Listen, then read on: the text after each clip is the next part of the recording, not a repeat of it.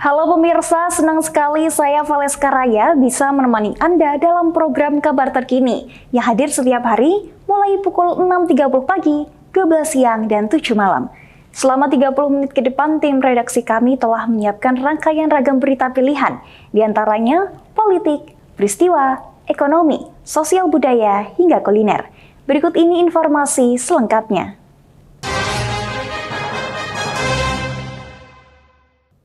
Berita pertama datang dari Semarang, Jawa Tengah. Gubernur Jawa Tengah Ahmad Lutfi mengatakan akan segera menyiapkan role model pendampingan dan pelatihan di kabupaten kota bagi pekerja migran Indonesia yang akan dikirim ke luar negeri. Menurutnya, role model ini perlu adanya penyelarasan mulai rekrutmen hingga pemberangkatan pekerja migran Indonesia. Yang kami banggakan dan kami cintai Bapak Menteri Perlindungan Tenaga Kerja, Bapak Abdul Qadir Karding, Sragen. Gubernur Jateng Ahmad Lutfi mengatakan pihaknya sudah memerintahkan kepada Dinas Ketenagakerjaan untuk membuat role model terkait pendampingan dan pelatihan dan perlu adanya penyelarasan mulai rekrutmen sampai pemberangkatan pekerja migran Indonesia.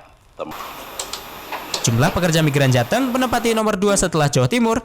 Data penempatan pekerja migran Indonesia asal Jawa Tengah pada 2024 tercatat sebanyak 66.611 orang. Sedangkan tahun 2025 terhitung sampai Maret sebanyak 14.361 orang. Jumlah tersebut terpusat di 9 kabupaten, yaitu Cilacap, Kendal, Brebes, Pati, Grobogan, Banyumas, Sragen, Kebumen, dan Sukoharjo. Ada sebanyak 66.000 PMI asal wilayah Jateng tersebar di banyak negara tujuan. Mereka diharapkan tidak hanya menjadi pahlawan devisa, tapi juga dapat menularkan ilmunya saat kembali ke daerah asal. Simpul-simpul tenaga kerja kan beda-beda. Cilacap itu Hongkong, kemudian Kendal itu Jerman ada, kemudian Jepang itu ada sebagian Korea. Jadi macam-macam lah. Ini nanti harus kita sinergiskan agar masyarakat kita yang pekerja migran itu betul-betul pahlawan devisa, bukan ada penipuannya, bukan ada justru dipersusah, bukan dan lain sebagainya. Sehingga dengan Pak Menteri memberikan warning kepada kita agar satu aplikasi yang jelas akan memudahkan kita untuk masyarakat kita bekerja di luar negeri. Sementara, Menteri Perlindungan Pekerja Migran Indonesia P2MI, Abdul Qadir Karding, meminta pemerintah daerah dapat membuat perda khusus soal perlindungan pekerja migran Indonesia. Kunjungannya di kantor gubernur bertujuan untuk melaksanakan koordinasi dan persiapan penempatan tenaga kerja dengan level medium skill ke atas. Ia berharap dengan banyaknya PMI yang dikirim, ada multiplier efek yang dirasakan. Konsolidasi penyiapan penempatan tenaga kerja ke luar negeri dengan level yang medium skill ke atas. Oleh karena itu, kita butuh menciptakan ekosistem pelatihan yang bagus. Kita sedang mendorong pemerintah daerah dan pemerintah kabupaten, kalau memang ingin melihat ini sebagai peluang solusi, salah satu solusi alternatif di dalam menyelesaikan mengurangi pengangguran, maka kita minta kita tolong supaya ada perda atau juga ada cantolan yang khusus mengurusi sub-urusan tenaga kerja bidang pekerja migran Indonesia, paling tidak di kepala bidan di masing-masing kabupaten. Dalam hal ini, P2MI berupaya memasifkan sosialisasi mengenai pemberangkatan PMI yang legal dan prosedural, sebab hampir 95% PMI banyak dari non-prosedural, seperti tujuan Arab Saudi, Malaysia, Hong Kong, dan Thailand. Yofi Nugroho, Semarang, Jawa Tengah, E-Channel TV. Pemerintah Indonesia tidak memiliki kerjasama dengan negara Kamboja terkait dengan pengiriman tenaga kerja. Oleh sebab itu, warga negara Indonesia yang bekerja di negara Kamboja merupakan pekerja migran Indonesia yang berstatus ilegal. Dan saya Komjen Pol Purnawirawan Dr. Andes Ahmad Lutfi. Hal tersebut disampaikan Menteri Perlindungan Pekerja Migran Indonesia P2MI Abdul Qadir Karding saat memberikan pengarahan di kantor Gubernur Jateng Selasa 15 April 2025. Lebih lanjut, dia mengatakan ada sekitar 80.000 WNI yang bekerja di negara Kamboja dan semua pekerja migran Indonesia tersebut dipastikan ilegal. Pekerjaan yang digeluti WNI di Kamboja rata-rata adalah operator judi online dan perusahaan scamming. Mereka berangkat dengan calo atau lewat jalur ilegal. 95% dari PMI yang mengalami masalah merupakan PMI ilegal. Tujuan Kamboja dan Thailand menjadi tren akhir-akhir ini, terutama anak muda yang ditipu terkait informasi lowongan pekerjaan di sosial media. Banyak tren baru ke Kamboja sama ke Myanmar, terutama anak terdidik yang ditipu lewat informasi sosial media. Ya. Pak, kalau di Kamboja itu rata-rata non ilegal atau seperti apa sih Pak? Ilegal. Semuanya itu ilegal? Semua ilegal. Semua ilegal, karena kita nggak punya kerjasama penempatan dengan mereka. Ada berapa sih Pak jumlahnya Pak? 80.000. 80. Itu biasanya di mana Pak? Maksud bisnis apa gitu? Ya macam-macam. Ada yang operator judi online, ada yang restoran, ada yang scamming. Rata-rata judi online sama scamming. Yofi Nugroho, Semarang, Jawa Tengah, Channel TV. Ratusan orang yang mengatasnamakan tim pembela ulama dan aktivis menggeruduk Fakultas Kehutanan UGM. Mereka meminta klarifikasi kepada UGM terkait keaslian ijazah Jokowi yang diduga palsu. Berikut ini informasi selengkapnya. Ratusan massa berjalan kaki dari Masjid Kampus UGM menuju Fakultas Kehutanan. Mereka kemudian berkumpul di depan Fakultas Kehutanan karena dilarang masuk oleh petugas keamanan kampus. Pihak kampus hanya mengizinkan beberapa orang perwakilan untuk masuk dan beraudiensi. Beberapa orang yang masuk antara lain Rosuryo, Dr. Tifa, Rismon Sianipar, serta Syukron Fadli. Kedatangan massa aksi dari tim pembela ulama dan aktivitas ini untuk meminta klarifikasi terkait ijazah Jokowi yang diduga palsu. Mereka meminta Fakultas Kehutanan menunjukkan bukti-bukti yang bisa memastikan keaslian ijazah Jokowi. Hadir dalam rangka klarifikasi dengan via UGM untuk menentukan apakah ijazah itu asli atau tidak. Saya berharap mudah-mudahan aksi ini berjalan tertib dan aman dan kondusif, tidak mengganggu semua pihak. Dan hari ini ada kesepakatan teman-teman aktivis yang datang di sini, kesepakatan dengan pihak Rektorat dan Kapolda untuk melakukan orasi di Boulevard. Jadi cukup nanti yang masuk di ruangan hanya 5 atau sampai 10 orang, sementara yang lainnya itu bergeser ke sana.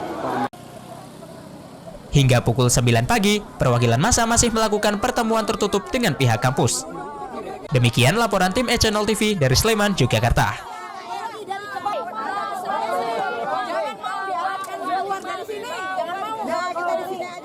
Pemirsa, pasca liburan Lebaran 2025, makan bergizi gratis kembali dilaksanakan. Sama seperti menu sebelumnya, menu MBG ini komplit mulai dari nasi, sayur, lauk, hingga buah.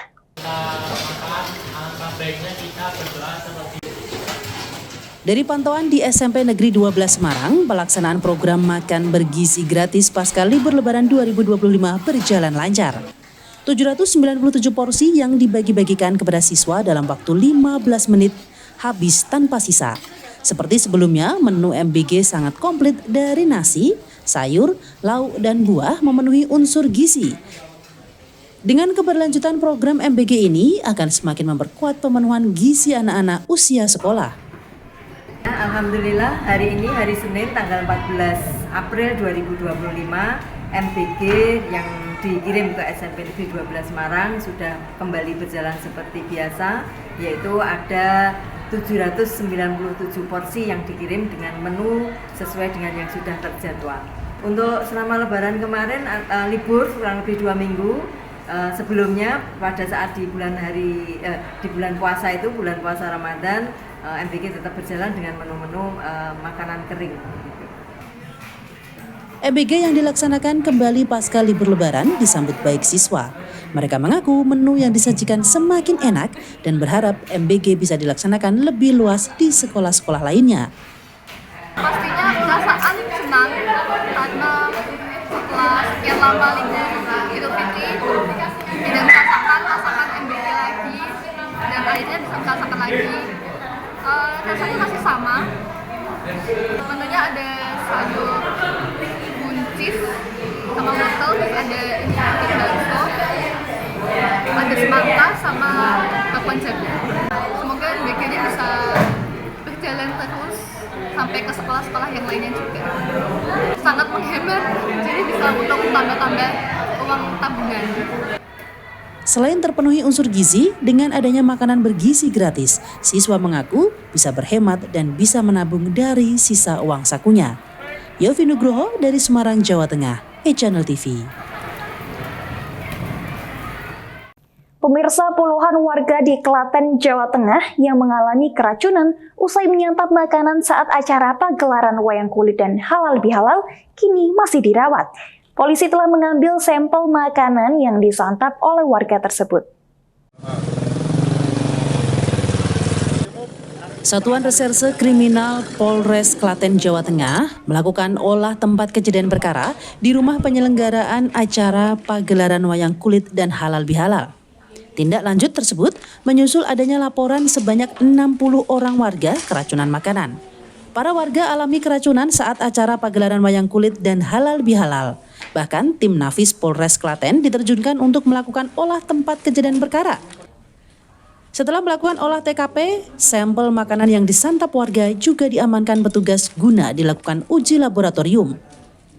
Makanan yang akan diuji laboratorium seperti rendang, sayur, krecek, kerupuk, dan makanan lainnya yang disajikan saat acara. Selain mengamankan barang bukti sampel makanan, polisi juga memeriksa sejumlah saksi seperti penyelenggara acara. Saat ini sejumlah petugas gabungan mulai dari pemerintah Kecamatan Gantiwarno dan relawan masih bersiaga di lokasi kejadian untuk mengantisipasi korban susulan yang diperkirakan terus bertambah. Kami mendapatkan informasi adanya beberapa masyarakat yang mengalami sakit, terutamanya diare, demam, yang dimungkinkan karena adanya konsumsi makanan.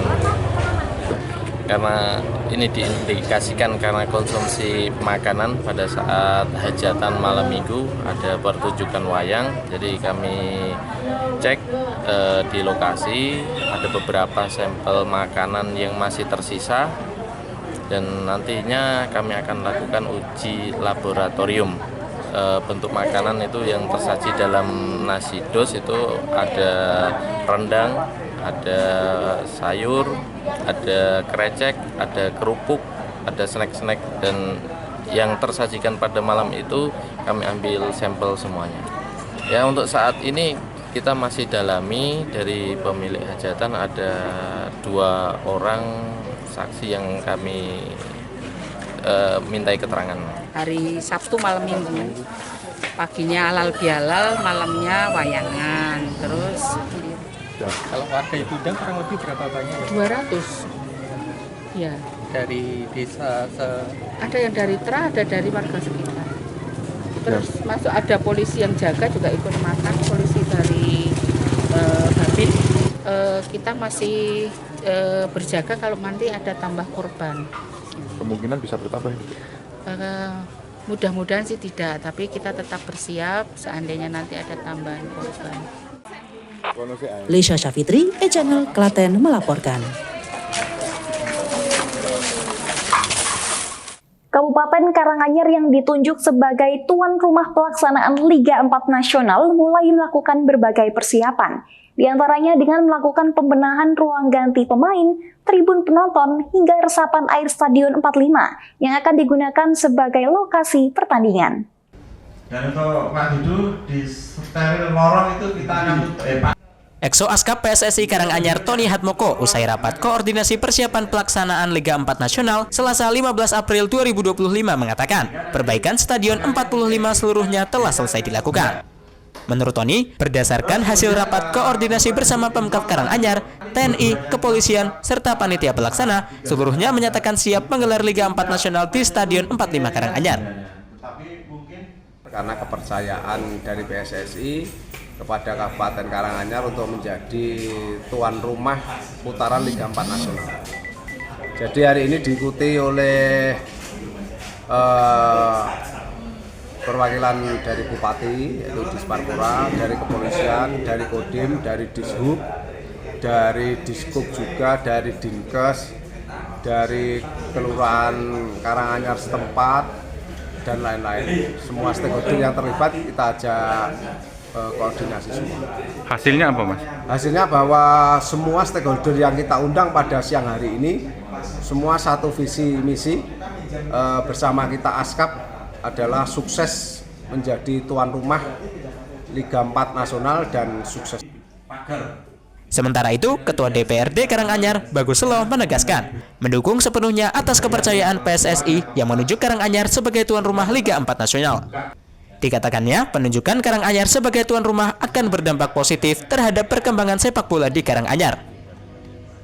Jadi, supaya ASKAP PSSI Kabupaten Karanganyar yang menjadi tuan rumah di dalam Liga 4 yang akan dilaksanakan tanggal 21 nanti di stadion ini ada tim panitia pelaksana untuk kesuksesan pelaksanaan Liga 4 di Kabupaten Karanganyar. Tentunya kami mengapresiasi karena multiplier efeknya akan sangat besar, juga memberikan motivasi kepada atlet-atlet sepak bola. Iwan Iswanda, Channel TV Karanganyar, Jawa Tengah melaporkan. Pemirsa, ada sekitar 902 calon jamaah haji yang mengikuti manasik haji. Acara yang digelar di Gedung Geraha Bung Karno ini dibuka langsung oleh Bupati Klaten Hamenang Wajar Ismoyo. Berikut ini informasinya untuk Anda.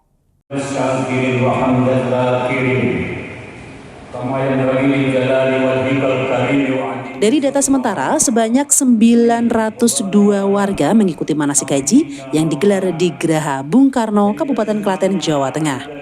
Dalam rangka manasik haji ini, para calon haji Kabupaten Klaten akan memperoleh teori dan praktek sebelum keberangkatan. Acara manasik haji ini digelar agar para calon jamaah haji mendapatkan pembekalan dan pengarahan tata cara calon haji saat menunaikan rukun Islam yang kelima selama 2 hari.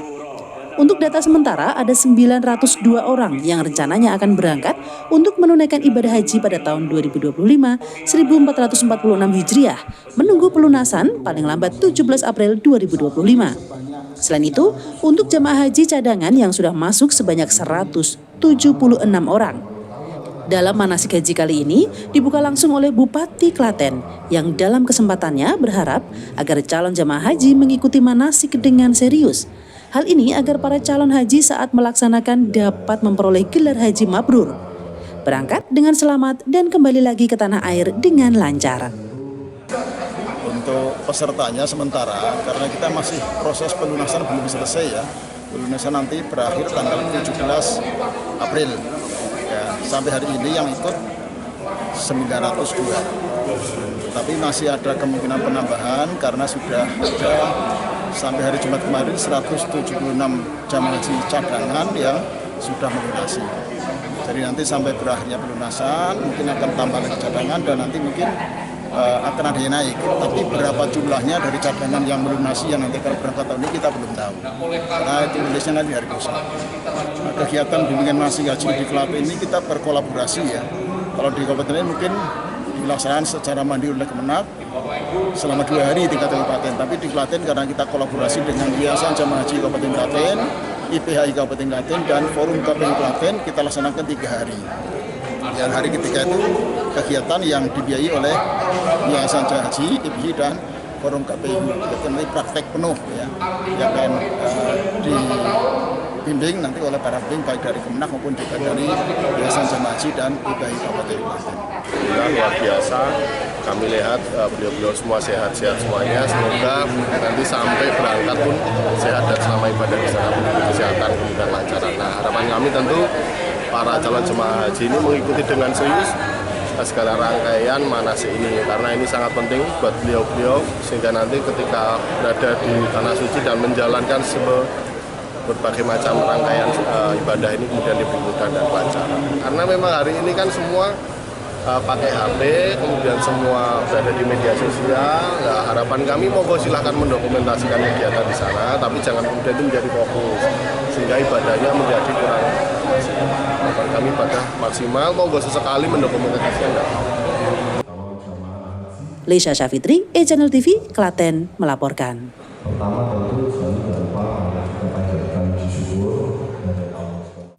Informasi dari Klaten, Jawa Tengah ini menutup perjumpaan kita dalam program Berita Terkini. Saksikan selalu informasi terkini dan terpercaya yang hadir setiap hari dari pagi, siang, hingga malam hanya di e-Channel TV.